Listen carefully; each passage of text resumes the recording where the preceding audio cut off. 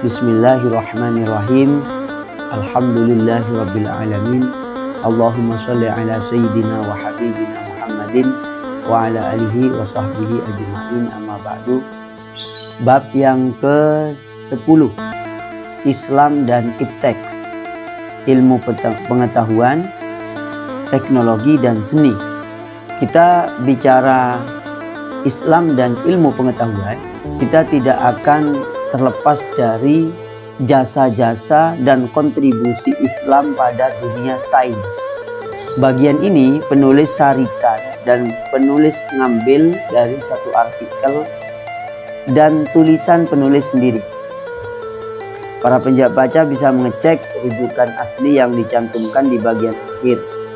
Saat ini banyak hal yang telah dapat dinikmati dan kita gunakan dari hasil pemikiran, hasil temuan, hasil penelitian para tokoh-tokoh muslim terdahulu, yang mereka umumnya adalah para ulama, para ahli ilmu Islam, ilmu agama, dan orang-orang soleh tentunya.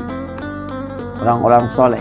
Hasil temuan, hasil penelitian yang dapat kita nikmati saat ini diantaranya meliputi bidang kesehatan, bidang teknologi, bidang politik, sosial, budaya, dan lain sebagainya. Hasil pemikiran mereka tidak kalah dengan apa yang dihasilkan oleh para pemikir-pemikir barat saat ini. Bahkan barat harus berterima kasih, dunia barat harus berterima kasih kepada pemikir-pemikir muslim, kepada pemikir-pemikir muslim yang telah menyumbangkan keilmuannya kepada dunia, khususnya dunia barat. Bahkan pemikir-pemikir muslim yang telah meletakkan dasar-dasar, yang telah meletakkan pondasi-pondasinya keilmuan yang saat ini dikembangkan di barat. Salah satu contoh adalah algoritma, aljabar, dan ilmu kaidah kedokteran, kaidah ilmu kedokteran yang telah dibangun oleh Ibnu Sina, oleh Razes atau Ar-Razi, dan lain-lain. Nah, bahkan ini orang-orang barat harus berterima kasih kepada orang-orang Islam. Banyak ilmuwan-ilmuwan barat yang justru telah mengambil hasil pemikiran para tokoh-tokoh muslim, hasil pemikiran, hasil temuan-temuan para pemikir muslim, dan dianggap menjadi hasil produk pemikiran mereka. Dan ini yang tidak fair, kadang terjadi bahwa sebuah pemikiran, keilmuan, hasil temuan dan keilmuan yang telah ditemukan oleh orang Islam itu diklaim sebagai temuan orang barat. Dan sepertinya ini adalah by design, sehingga umat Islam banyak yang tidak mengerti kalau temuan tersebut adalah temuannya orang Islam. Perkembangan sains Islam dapat dibagi ke dalam 3 tahap. Tahap pertama adalah pewarisan dan penerjemahan. Artinya bagaimana? Awal-awal dulu umat Islam itu memang menerima hasil temuan yang diwariskan dari sebelumnya dan diterjemahkan dari buku-buku karya-karya filosof atau ilmuwan Yunani. Nah, diterjemah.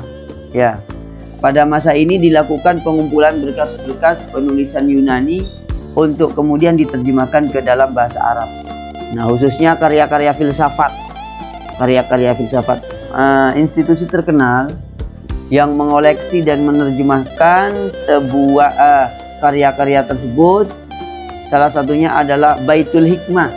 Baitul Hikmah ini dibangun pemerintahan Khalifah Al-Ma'mun dari dinasti Abbasiyah. Nah, kalau bicara kekhalifahan yang paling atau kerajaan kerajaan bahasa yang paling banyak disepakati, yaitu dinasti Bani Abbasiyah, di masa presidennya itu adalah Al-Ma'mun. Nah, ini banyak berjasa ini.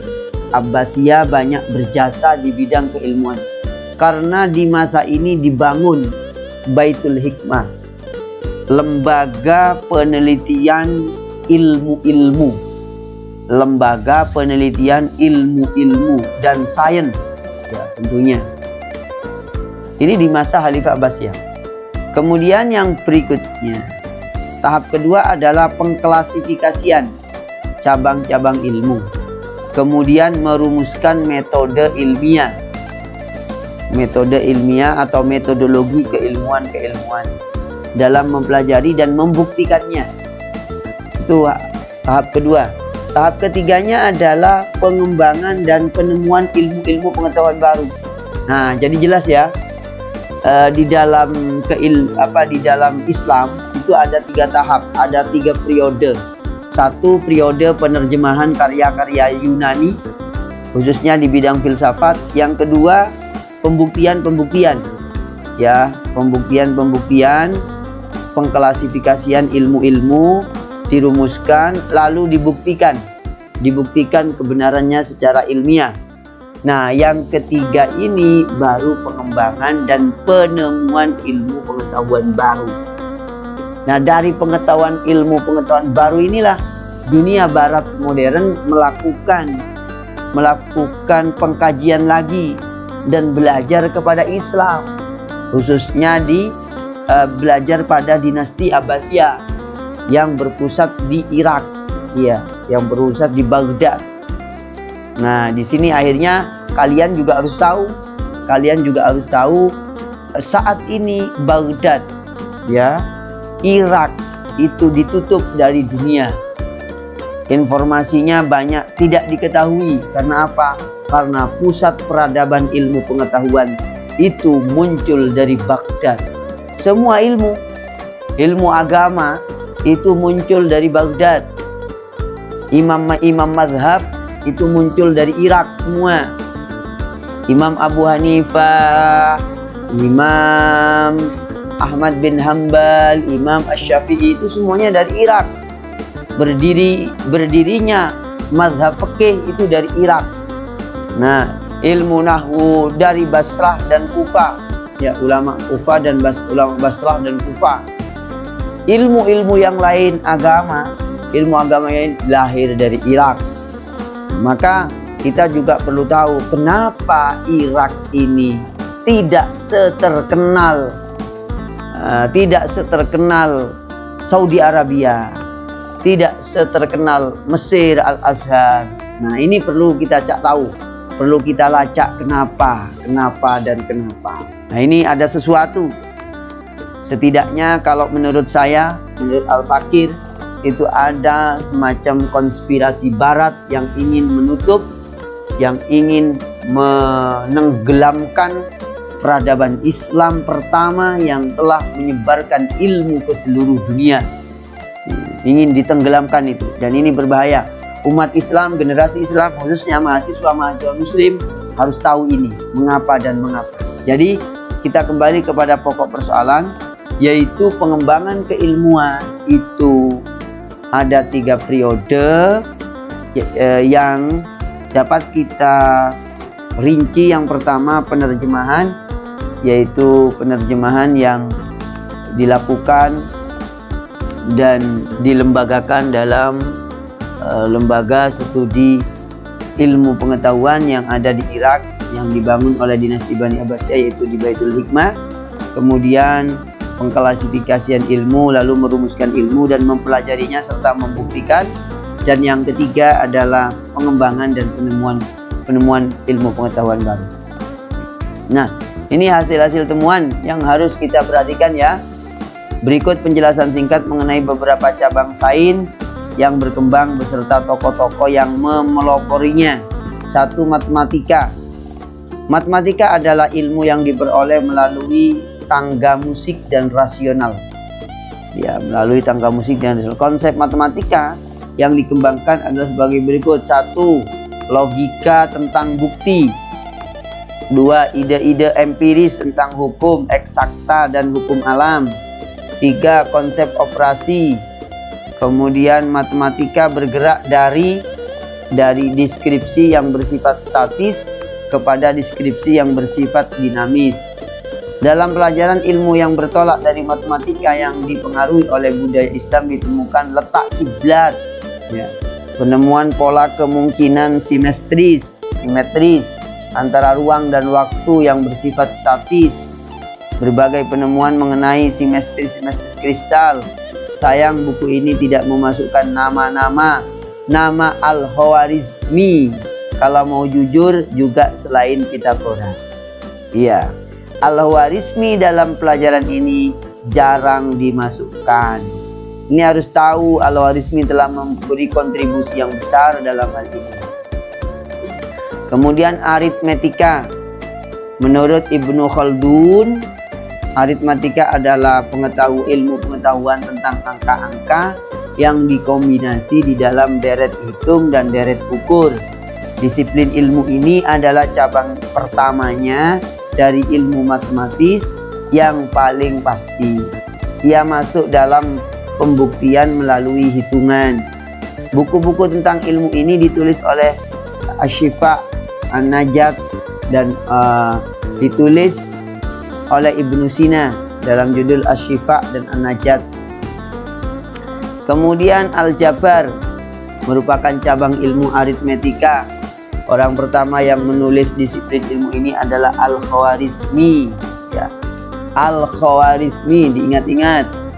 Dan yang sesudahnya Abu Kamil Syuja' bin Aslam. Buku terbaiknya itu adalah karya Al-Quraisy. Kemudian aritmetika bisnis, cabangnya adalah ilmu hitung dagang. Aplikasinya banyak dilakukan di kota-kota ya. Bisnis yang berkenaan dengan jual beli barang, pengukuran tanah, zakat, dan semua bisnis lain yang punya hubungan dengan angka-angka dan ilmu. Ilmuwan Andalusia yang terkenal dengan ilmu dagang adalah Az-Zahrawi. Kemudian ilmu sama Abu Muslim, Ibnu Khaldun, dan muridnya Maslama Al-Majriti. Kemudian ilmu faraid, yaitu untuk menghitung bagi ahli waris yang berhak atau zawil furud yang berhak mendapatkan bagian waris dari mayit. Kemudian disiplin ilmu ini penting, ya. Pada mazhab Malik lahirlah buku Ibnu Sabit, kitab ringkasan Qadhi Abu Al-Qasim Al-Hufi, terus karya Ibnu Al-Munmir, Al-Ju'adi, As-Suradi, namun yang tertinggi karya Al-Hufi. Berdasarkan mazhab Asy-Syafi'i, Imam Al-Romain. Juga karya mazhab Al-Hambali dan Al-Hanafi juga menjelaskan dan merumuskan ilmu faraid ini, yaitu ilmu hitung tentang pembagian warisan. Kemudian ilmu ukur, ya, ilmu ukur dalam karya Ibnu Sina, yaitu Asy-Syifa. Dan ilmu ukur ini termasuk ilmu yang digunakan sampai saat ini, dibutuhkan oleh dunia. Kemudian geometri. Meluasnya dunia Islam membutuhkan panduan di bidang geografi. Menghadapi kebutuhan yang berkembang pada perjalanan dan perdagangan serta urusan pemerintahan, ahli geografi bekerja keras untuk memperbaiki, mengembangkan, dan mengisi peta dunia yang diperoleh dari sumber-sumber Babilonia, Persia, Yunani, dan dari naskah Yahudi, Kristen, dan Cina. Pandangan kartografi Islam terhadap daerahnya menyerupai pandangan kartografi modern. Abu Ishaq Al-Istokhri dengan karyanya Al-Masalik wal Mamalik, jalur perjalanan dan kerajaan, dan Ibnu Hawqal membagi daerah Islam menjadi 12 wilayah dan memisahkan daerah non-Islam dalam kategori yang berbeda serta menulis atlas. Kemudian optika merupakan cabang geometri ilmu yang menerangkan musabab terjadinya kesalahan dalam persepsi visual dengan dasar pengetahuan tentang bagaimana sebab-sebab hal tersebut terjadi. Persepsi visual terjadi dengan melalui kerucut yang ditimbulkan oleh sinar, yang ditimbulkan oleh sinar yang puncaknya adalah titik pandang dan pangkalnya adalah objek yang dilihat. Kemudian astronomi, ilmu yang mempelajari gerakan bintang-bintang yang tetap dan planet-planet. Astronomi menarik kesimpulan berdasarkan metode geometris tentang adanya bentuk-bentuk tertentu dan bermacam-macam posisi lingkaran yang mengharuskan terjadinya gerakan yang dapat dilihat dengan indera. Dan astronomi juga membuktikan bahwa misalnya dengan adanya presisi ekuinok, pusat bumi tidaklah identik dengan pusat lingkaran kecil. Kemudian dalam Islam pada masa Al-Ma'mun, pada masa Al-Ma'mun dinasti Abbasiyah, dibangun alat observasi besar yang dikenal astrolabe, tapi tidak selesai. Kemudian pondasi bangunan ini lenyap dan dilupakan. Karya terbaik bidang ini adalah Al-Majisti yang dikarang oleh dan Ptolemeus, raja Yunani. Sedang filosof muslim yang terkemuka seperti Ibnu Sina meringkasnya dalam kitab Asy-Syifa. Ibnu Rushd, filosof Andalusia, juga meringkas karya Ptolemeus. Ibnu Sama dan Ibnu Abi Solat dalam karya Al-Ikhtisar. Kemudian Ibnu Al-Farghani memiliki ringkasan-ringkasan juga di bidang astronomi. Kemudian tabel-tabel astronomi, ini bisa dilihat gambarnya.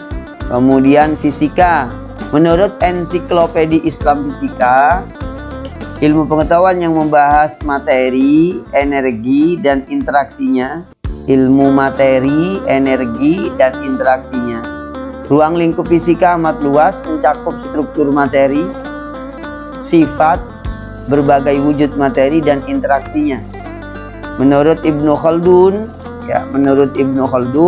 fisika adalah ilmu yang membahas tentang tubuh-tubuh dari titik pandang gerakan dan diam yang melekat padanya.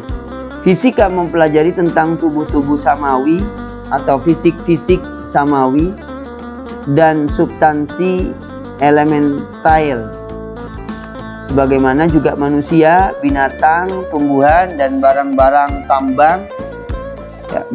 tambang yang diciptakan daripadanya.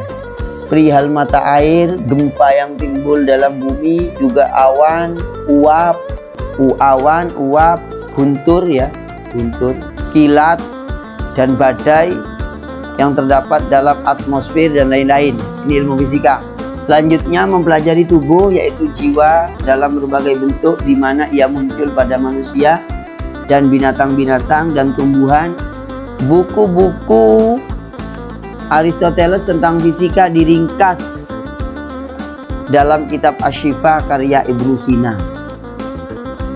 Jadi yang mempelajari saat ini sebenarnya belajar dari Ibnu Sina.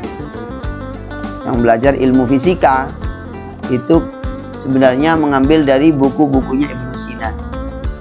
Kemudian Ibnu Sina meringkas kembali Asy-Syifa di dalam kitab An-Najah dan Al-Isyarat. Ibnu Sina seakan-akan menentang Aristoteles dan banyak mengemukakan pendapatnya sendiri. Sedang Ibnu Rushd meringkasnya tapi tidak menentang.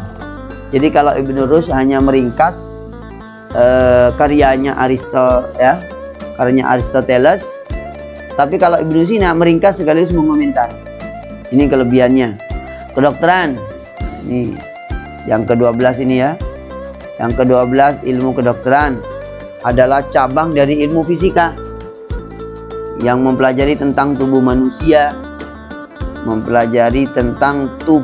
manusia, dari segi sehat dan sakitnya. Dan ini dijelaskan oleh Imam Ghazali tentang ilmu kedokteran di dalam Ihya-nya. Dokter berusaha menjaga kesehatan dan menyembuhkan penyakit dengan bantuan obat-obatan dan makanan.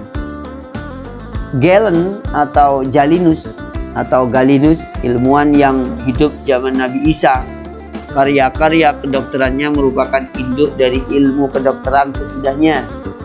Nah, dalam Islam terdapat dokter-dokter terkemuka dan pakar ilmu kedokteran, yaitu Ar-Razi,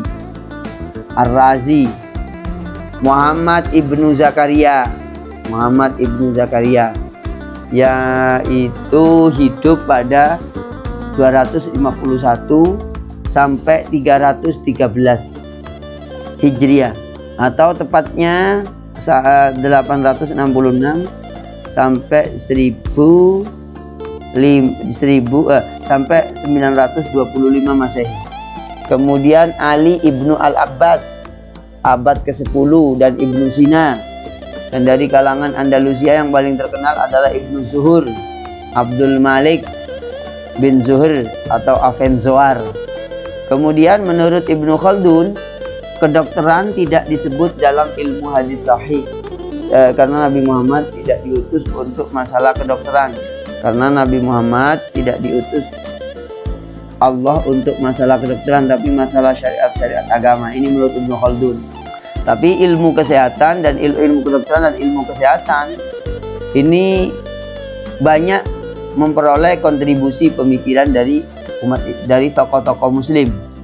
Kemudian ilmu pertanian, mempelajari pengolahan tanaman, irigasi, pengolahan tanah, dan lain-lain. Salah satu buku penting, buku Yunani, kitab Al-Falaha An-Nabatiyah, diterjemahkan dan dinisbatkan kepada Abu Bakar Muhammad bin Ali Ibnu Wasiyah. Kemudian ilmu kimia, ilmu kimia. Di sini ada Bapak Kimia Arab. Abu Musa Jabir bin Hayyan alias Geber Jabir bin Hayyan, itu membagi zat dalam 3 kategori. Ya, ini penting ini. Jabir bin Hayyan harus diketahui ini. Membagi zat dalam 3 kategori. Zat roh, menguap saat dipanaskan, sulfur, amonium klorida, kamper, dan arsenik. Terus logam, tembaga, perak, emas, besi, timah, dan lain-lain. Non lunak, batu, dan arang. Ini Jabir bin Hayyan atau Abu Musa Jabir bin Hayyan. Kemudian ilmuwan Muslim dan karya-karyanya ini ini penting diketahui. Abu Musa Ibnu Musa Al-Khawarizmi, seorang astronom, penemu algoritma dan aljabar. Penemunya algoritma dan aljabar itu adalah Al-Khawarizmi. Ini harus tahu. Ini orang tokoh Muslim, seorang ulama besar. Kalau nggak ada algoritma, kita saat ini tidak bisa menemukan kenikmatan komputer, Windows. Tidak akan menemukan Gojek, Grab, dan lain-lain, GoFood, dan lain-lain. Karena itu pakai algoritma. Yang menemukan adalah Al-Khawarizmi ini. Ini luar biasa, Ibnu Musa Al-Khawarizmi ini. Beliau seorang ulama, tapi juga ilmuwan agama, dan ilmuwan di bidang teknologi juga. Kemudian ini karya-karyanya, gambarannya. Maka kalau ada orang barat belajar atau mengembangkan keilmuan yang terkait dengan algoritma dan aljabar, yaitu tidak boleh mengklaim sebagai ilmunya dia sendiri, tidak, tapi ilmunya Al-Khawarizmi. Kemudian Ibnu Khaldun, bapak ilmu sosiologi, dan ilmu politik juga tentunya. Ini Ibnu Khaldun, ini tokoh di bidang ilmu sosiologi, sosiolog dunia. Kemudian Jabir bin Hayyan, yaitu bapak kimia dunia. Bapak kimia dunia. Kemudian Ibnu Sina. Ini Ibnu Sina ini bapak macam-macam ilmu ini, tapi yang paling terkenal bapak kedokteran. Jadi kalau belajar ilmunya Ibnu Sina, ini ilmunya adalah yang paling terkenal ilmu kedokteran. Karya yang terbesar dari Ibnu Sina ini adalah Al-Qawanin fit Tibbi, yaitu kaidah-kaidah ilmu kedokteran. Itu berjilid-jilid, itu bisa dipelajari, dan semua karyanya berbahasa Arab. Ibnu Majid, seorang navigator Arab terbesar yang bergelar singa laut, ini ilmuwan Islam ini. Ibnu Rushd, yaitu beliau Ibnu Rushd dalam bahasa Latin terkenal Averroes, seorang filsuf dari Spanyol Andalusia. Beliau lahir di Cordova, Spanyol. Ayah dan kakek Ibnu Rushd adalah hakim-hakim terkenal di masanya. Beliau seorang ahli fikih, ahli filsafat, ya, termasuk ahli juga ilmu kedokteran. Bahwa beliau mendalami ilmu kedokteran juga. Yang terkenal karyanya di bidang fikih adalah Bidayatul Mujtahid. Di bidang filsafat moral dan filsafat ilmu itu ada namanya Faslul Maqal. Di barat terkenal dengan Averroes, maka ada gerakan Averroism.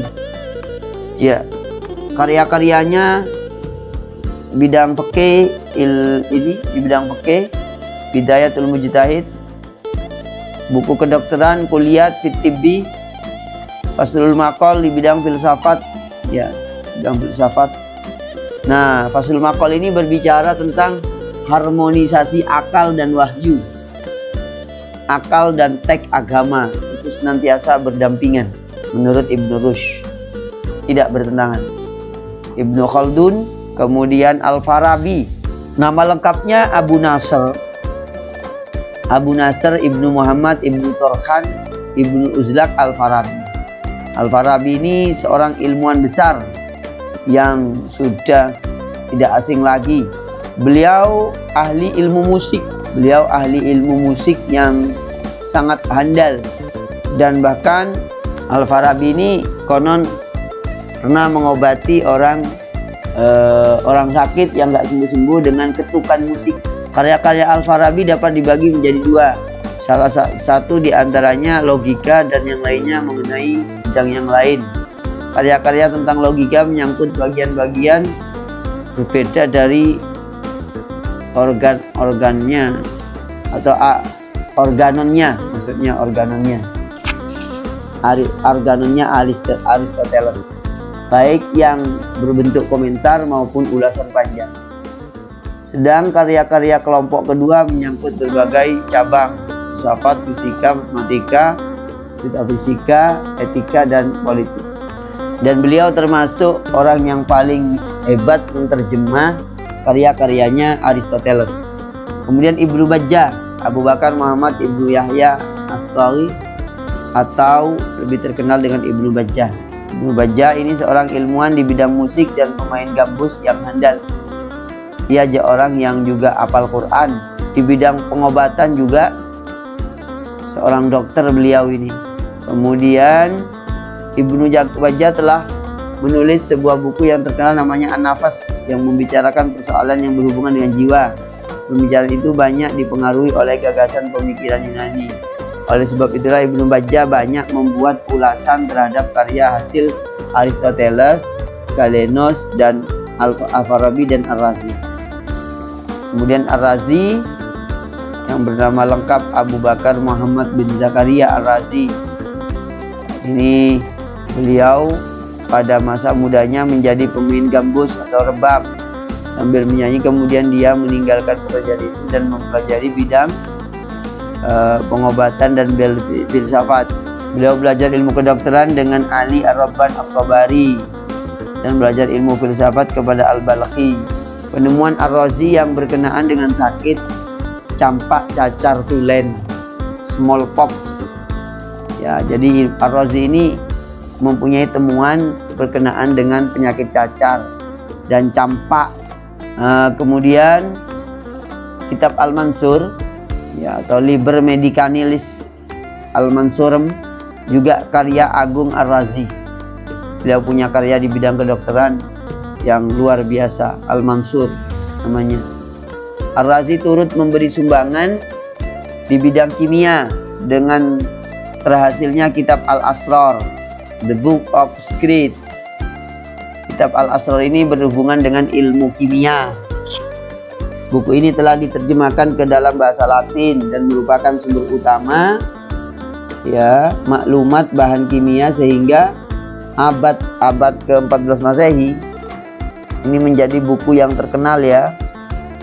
Antara lain karyanya Ar-Razi dalam dunia perobatan itu adalah penemuan perawatan kepada penyakit cacar. Ilmuwan Muslim sebagai penyumbang sains Barat, artinya ilmuwan Barat, ilmuwan Eropa itu hakikatnya juga belajar, dan bukan hanya juga tapi memang belajar keilmuan yang dikembangkan saat ini itu belajar dari dunia Islam.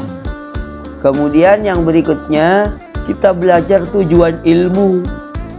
Tujuan ilmu itu menurut Al-Ghazali itu adalah untuk membentuk dan untuk tujuan kebahagiaan dunia akhirat. Oleh karenanya tujuan pertamanya adalah pembentukan intelektual, yaitu keagungan akal pikiran manusia dikarenakan ia menjadi penyimpan data ilmu pengetahuan. Maka harus dirawat dengan ilmu. Akal manusia itu dirawat dengan ilmu, baik ilmu dunianya atau ilmu akhiratnya. Yang kedua, pembentukan karakter. Menurut Al-Ghazali, manusia tujuannya orang berilmu itu adalah untuk membentuk karakter yang positif. Maka pendidikan karakter, akhlak yang baik itu adalah tujuannya ilmu yang sesungguhnya. Kemudian ancaman bagi ilmu yang tujuannya duniawi. Menurut Al-Ghazali, orang yang bertujuan ilmu untuk dunia ini nanti disiksa di akhiratnya berdasarkan hadis inna asyaddan nas adzaban yaumal qiyamah, bahwa orang yang paling berat pedih siksaannya di hari kiamat itu adalah ilmu seseorang yang tidak bermanfaat, yaitu ilmu yang tidak bertujuan, akhirnya bertujuan kepada Allah. Kemudian yang berikutnya tujuan moral dan sosial. Ilmu itu bertujuan untuk membentuk moral manusia menjadi baik. Maka ilmu pendidikan moral itu menjadi pendidikan yang paling mendasar. Dan ilmu sosial, ilmu moral sosial, tujuan ilmu pengetahuan membentuk kepribadian yang unggul. Artinya manusia yang berilmu harus mempunyai kepribadian yang unggul. Yang berikutnya tujuan membangun jiwa dan raga individu masyarakat, ya, yaitu membangun jiwa manusia, membangun raga manusia menjadi raga yang sehat, jiwa manusia yang sehat. Kemudian yang berikutnya tugas dan etika pelajar. Tugas dan etika belajar yaitu adalah mensucikan jiwa manusia dari kepribadian yang kotor. Kemudian adabnya pula yang harus diperhatikan oleh pelajar, yaitu harus konsentrasi sepenuhnya untuk hal-hal yang edukatif yang tidak berhubungan dengan pendidikan keilmuannya harus ditinggalkan kalau ingin sukses. 2, 3 itu tidak menyombongkan ilmu, tidak boleh menyombongkan ilmu, merasa lebih pandai, merasa lebih baik, itu tidak boleh. Memulai pelajaran, jadi adabnya itu memulai pelajaran dari yang paling dasar, lalu memperdalam dan mematangkan ilmu, memperhatikan jenjang kelas, tidak berpindah satu bab sebelum bab betul-betul memahami bab tersebut, mengetahui dan mengidentifikasi manfaat. Ya, jadi biar kita lebih semangat tahu manfaat ilmu itu, menanamkan niat dan tujuan agung, yaitu tujuan semata-mata pada akhirnya untuk ibadah kepada Allah dengan ilmunya. Itulah adik-adik mahasiswa yang berbahagia, Islam ini merupakan agama ilmu. bukan hanya agama untuk ibadah, tapi agama ilmu pengetahuan dan sains gitu. Sekian, terima kasih ya. Dan perlu dicatat dan diingat baik-baik bahwa Islam telah menyumbangkan ilmu pengetahuan kepada dunia. Mulai dari awal sampai akhir tadi sudah dijelaskan tentang kontribusinya Islam pada dunia sains. Kontribusinya ulama-ulama Islam kepada dunia. Yang paling kita tahu saat ini yaitu algoritma, aljabar, kedokteran. Itu sudah kita nikmati, semua itu adalah dari ilmuwan Islam, tapi sengaja ditenggelamkan sampai kita kadang tidak tahu bahwa kalau ilmu itu ditemukan oleh umat Islam, oleh tokoh-tokoh ulama-ulama Islam. Sekian, terima kasih. Assalamualaikum warahmatullahi wabarakatuh.